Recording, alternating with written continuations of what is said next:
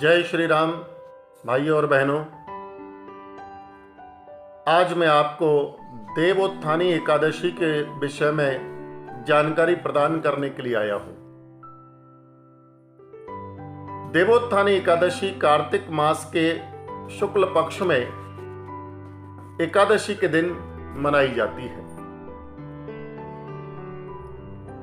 आषाढ़ मास में देवशयनी एकादशी को भगवान श्री नारायण योग निद्रा में चले जाते हैं और चतुर्मास के लिए 4 महीने के लिए वो योग निद्रा में रहते हैं।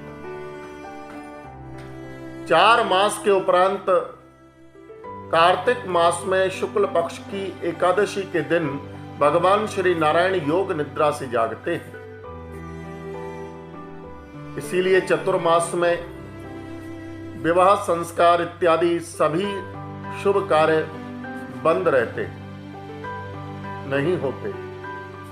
और जैसे ही देवोत्थानी एकादशी पर भगवान श्री नारायण योग निद्रा से जागृत होते हैं तो विवाह संस्कार इत्यादि शुभ कार्य आरंभ हो जाते हैं। महाराज युधिष्ठिर ने श्री कृष्ण भगवान से पूछा कि मैंने आपके मुख से समस्त एकादशियों का महात्मा सुना। हे प्रभु, आप कार्तिक मास के शुक्ल पक्ष में जो एकादशी आएगी उसकी महिमा मुझे बताइए। तब भगवान श्री कृष्ण बोले कि राजन, कार्तिक मास के शुक्ल पक्ष में जो एकादशी होती है उसका जैसा वर्णन लोक सृष्टा ब्रह्मा जी ने नारद जी से किया था वही मैं तुम्हें बतलाता हूं। नारद जी ने कहा, पिताजी, जिसमें धर्म कर्म में प्रवृत्ति कराने वाले भगवान गोविंद जागते हैं उस प्रबोधनी एकादशी का महात्मा मुझे बतलाइए। ब्रह्मा जी बोले, मुनिश्रेष्ठ, प्रबोधनी का महात्मा पाप का नाश, पुण्य की वृद्धि और उत्तम बुद्धि वाले पुरुषों को मोक्ष प्रदान करने वाला है। समुद्र से लेकर सरोवर तक जितने भी तीर्थ हैं वे सभी अपने महात्मा की तभी तक गर्जना करते हैं जब तक कि कार्तिक मास में भगवान विष्णु की प्रबोधनी तिथि नहीं आ जाती।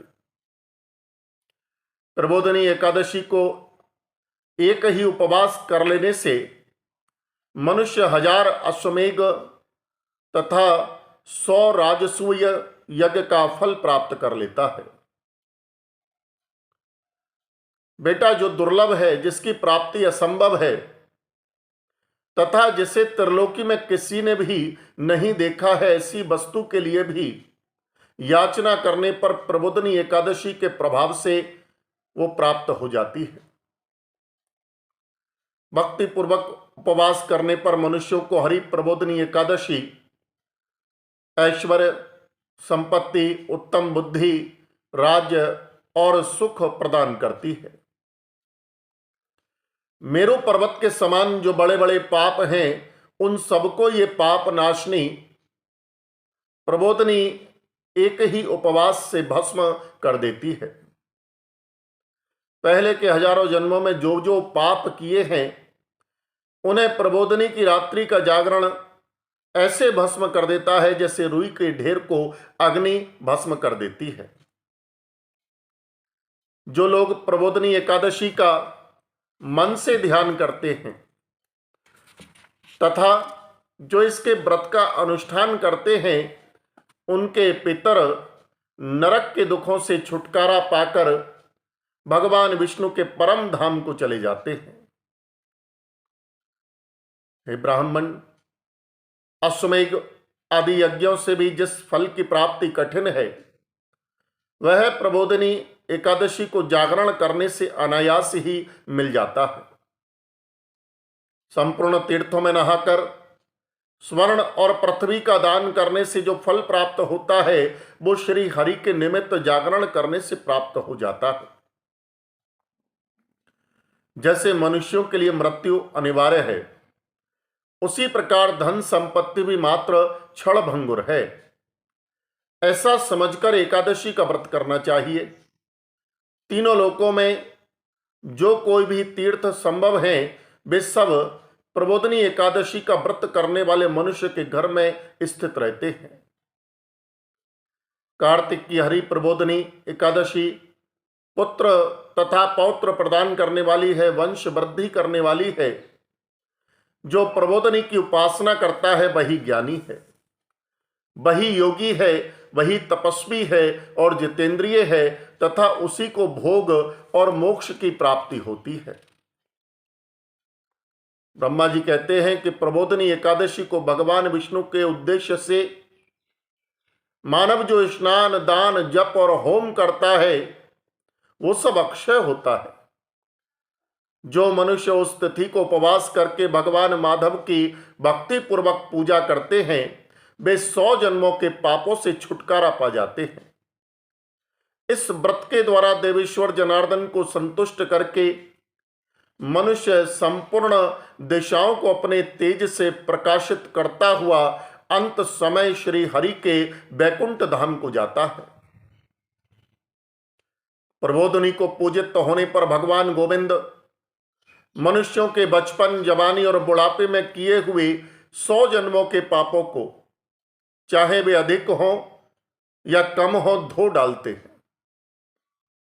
अतः सर्वथा प्रयत्न करके संपूर्ण मनोवांछित फलों को देने वाले देवादिदेव जनार्दन की उपासना करनी चाहिए। हे नारद, जो भगवान विष्णु के भजन में तत्पर होकर कार्तिक में पराये अन्न का त्याग करता है वह चंद्रायण व्रत का फल प्राप्त करता है।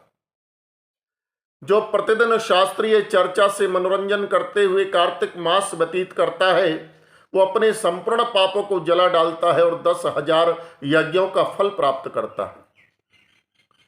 कार्तिक मास में शास्त्रीय कथा के कहने सुनने से भगवान मधुसूदन को जितना संतोष होता है वैसा उन्हें यज्ञ, दान अथवा जप इत्यादि से भी नहीं होता।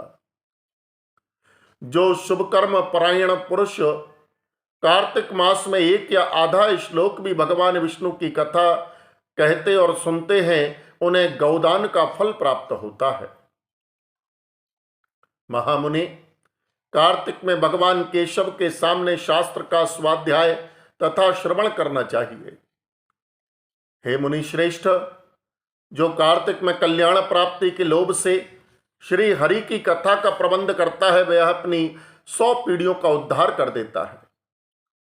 जो मनुष्य सदा नियम पूर्वक कार्तिक मास में भगवान विष्णु की कथा सुनता है उसे 1000 गौदान का फल प्राप्त होता है। जो प्रबोधनी एकादशी के दिन श्री विष्णु की कथा का श्रवण करता है उसे 7 दीपों से युक्त पृथ्वी दान करने का फल प्राप्त होता है। मुनि श्रेष्ठ, जो भगवान विष्णु की कथा सुनकर अपनी शक्ति के अनुसार कथावाचक की पूजा करते हैं उन्हें अक्षय लोक की प्राप्ति होती है। नारद, जो मनुष्य कार्तिक मास में भगवत संबंधी गीत, भजन, शास्त्र इत्यादि के द्वारा समय व्यतीत करता है उसकी पुनरावृत्ति नहीं होती। उसे बार बार जन्म मरण के इस बंधन में नहीं पड़ना पड़ता। जो पुण्यात्मा पुरुष भगवान के समक्ष गायन, नृत्य, वाद्य और भगवान श्री विष्णु की कथा कहता है वो तीनों लोकों में सर्व सुख प्राप्त करता है। मुनि श्रेष्ठ, कार्तिक की प्रबोधनी एकादशी के दिन बहुत से फल, फूल, कपूर, अर्गजा और कुमकुम के द्वारा श्री हरि की पूजा करनी चाहिए। इस दिन दान करने से असंख्य पुण्य की प्राप्ति होती है। प्रबोधनी एकादशी के दिन जागरण के समय शंख में जल लेकर तथा फल और नाना प्रकार के द्रव्यों के साथ भगवान श्री जनार्दन को अर्घ्य प्रदान करना चाहिए। संपूर्ण तीर्थों में स्नान करने और सब प्रकार का दान करने से जो फल प्राप्त होता है वही प्रबोधनी एकादशी को अर्घ्य देने से करोड़ों गुना होकर प्राप्त होता है। देवऋषि अर्घ्य के पश्चात भोजन, आच्छादन और दक्षिणा आदि के द्वारा भगवान विष्णु की प्रसन्नता के लिए गुरु की पूजा करनी चाहिए। जो मनुष्य उस दिन श्रीमद् भागवत की कथा सुनता है अथवा पुराण का पाठ सुनता है, उससे एक एक अक्षर पर कपिला दान का फल प्राप्त होता है। मुनि श्रेष्ठ, कार्तिक में जो मनुष्य अपनी शक्ति के अनुसार शास्त्रोक्त रीति से वैष्णव व्रत का पालन करता है, उसकी मुक्ति अविचल है। केतकी के एक पत्ते से पूजित होने पर भगवान गरुड़ध्वज 1000 वर्ष तक अत्यंत तृप्त रहते हैं। जो अगस्त के फूल से भगवान जनार्दन की पूजा करता है, उसके दर्शन मात्र से नरक की आग बुझ जाती है। वत्स जो कार्तिक में भगवान जनार्दन को तुलसी के पत्र और पुष्प अर्पण करते हैं, उनका जन्म भर का किया हुआ सारा पाप भस्म हो जाता है। मुने जो प्रतिदिन दर्शन, स्पर्श, ध्यान, नाम, कीर्तन, स्तवन, अर्पण, सेवन, नित्य पूजन और नमस्कार के द्वारा तुलसी में 9 प्रकार की भक्ति करते हैं, वो कोटि सहस्त्र युगों तक पुण्य का विस्तार करते हैं। नारद सब प्रकार के फूलों और पत्तों को चढ़ाने से जो फल प्राप्त होता है, वो कार्तिक मास में तुलसी के एक पत्ते से मिल जाता है।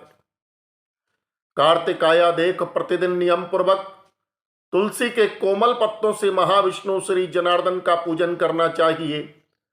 100 यज्ञों द्वारा यजन करने और अनेक प्रकार के दान करने से जो पुण्य प्राप्त होता है, वो कार्तिक मास में तुलसी दल मात्र से केशव की पूजा करने पर प्राप्त हो जाता है।